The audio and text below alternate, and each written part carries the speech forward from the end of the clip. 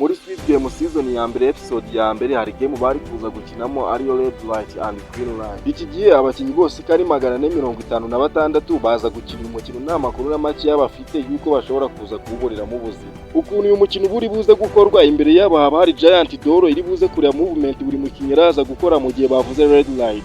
Mu gihe bavuze Red Light nta movement nimwe ugomba gukora, kandi mu gihe bavuze Green Light ugomba kugenda paka ugeze ku murongo wa nyuma. Abakinnyi nka Juni ari Abudu cyangwa uyu mugabo Sungutaye nta gitekerezo na gikeya baba bafite yuko uyu mukino bashobora kuza kuburiramo ubuzima. Muri aka gaseni hagaragaramo umugabo ubura balance, sensa zigahita zimubona agahita anaraswa mu mutwe direct. Uyu mugabo akimara kuraswa mu mutwe, abandi bakinnyi baba bari kumwe nawe baba bazi ko ari prank, mu kanya gato bakabona umugabo ari gusanga. Abakinnyi baba bamaze kubona bino bintu bahita bapanika ku buryo muri uyu mukino wonyine abantu barenga 150 bahita basiga ubuzima. Abandi bakinnyi baba basigaye muri iyi game bahita bagira ubwoba bwo kumuvinga kugeza uyu musaza Yongsu abatinyuye. Muri iki kiganiro tugiye kuvuga kuri seni zagiye zikundwa ku rwego rudasanzwe mu mateka ya sinema, ariko ntago zose turi buzitondeke ku murongo. Hari seni ziba zaragiye zigakundwa ku rwego rudasanzwe ku buryo bituma filimi cyangwa episode yisubirwamo inshuro zirenga miliyoni 10.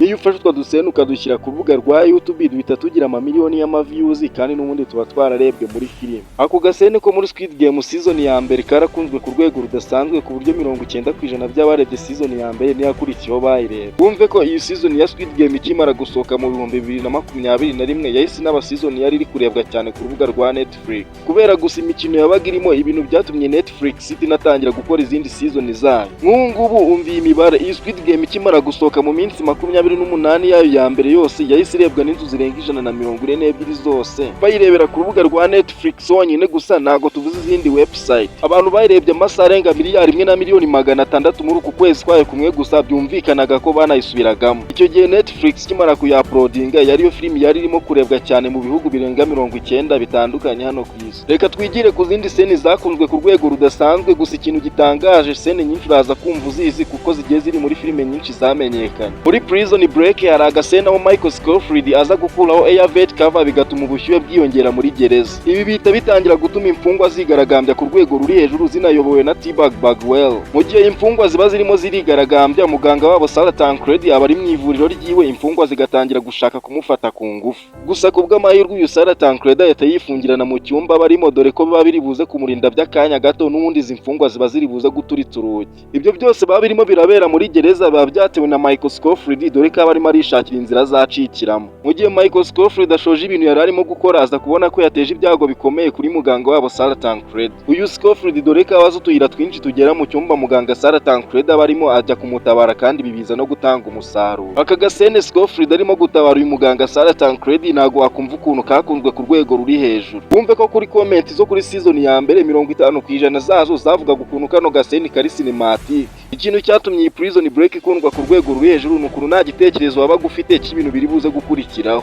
Ari T-Bag, Sukire, Jonah Bruce ndetse na Michael Scofield, abo bantu bose babaga bari unpredictable, ntago wabaga uzi ikintu bari buze gukurikizaho. Kugira ngo wumve ukuntu iyi seni yakunzwe, muri season irimo ya ratingwa 9.3, ubundi ibintu biba bidashoboka. Hari indi seni yakunzwe ku rwego rudasanzwe muri iyi season, iyo iratingwa 9.4, urumva ko irusha igice kimwe iratumaze kuvugaho. Nayo impamvu yakunzwe ku rwego rudasanzwe irumvikana, iri kuri episode ya 22 aho iriya genge yose ya Michael Scofield irimo gucika iriya gereza ya Fox River. Mu gihe baba barimo gucika, uyu Scofield aba yabwiye muganga Sarah Tancred kutaza gufungura urugi rwinjira mu ivuriro. Uyu Sarah Tancred nawe nta gisubizo cya nyacya Scofield, ku buryo Scofield atangira gucika nta makuru na make afite. Rating ni ikigero filimi iba yarakunzwe bafatiye ku 10, kugira ngo byibuza filimi igire 7 aba ari ibintu bidasanzwe. Uko baretinga filimi ni nako baretinga episode, ukamenya episode zagiye zikundwa kurusha izindi, uko ni nako twagiye tubona izi. Ziriya sene tumaze kuvuga mbere ahangaha muri Prison Break zagiye ziretingwa birenze 9, urumva ukuntu zakunzwe ku rwego ruri hejuru. Ubundi aho ngaho biba bivuze ko 95% by'abarebye iyo season cyangwa episode baba barayikunze koko byanyabyo.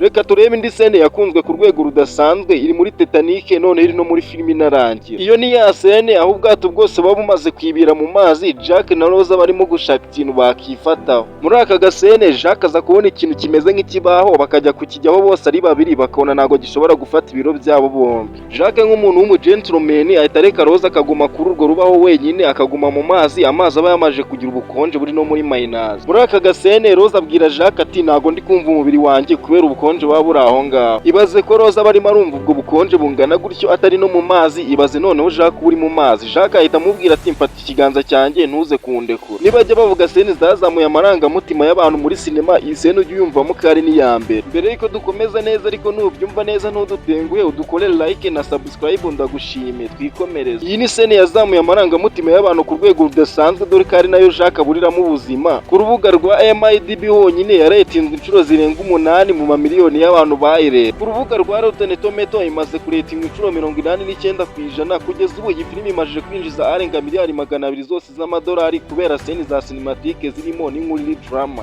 Uzi ko se iyi Titanic ifite ibikombe 11 bya Oscar, ubundi ibintu biba bimeze nk'aho bidashoboka. Wayo James Cameron kugeza ubu niwe director wa mbere ku isi wubashwe ku rwego ruri hejuru, dore ko na filime ziwe zose zamamaye ku rwego rudasanzwe. Wowe nabisabye haruguru ugakanda like na subscribe kuri kino kiganiro, ndagushimiye cyane. Reka tubane mu kindi kiganiro, murakoze.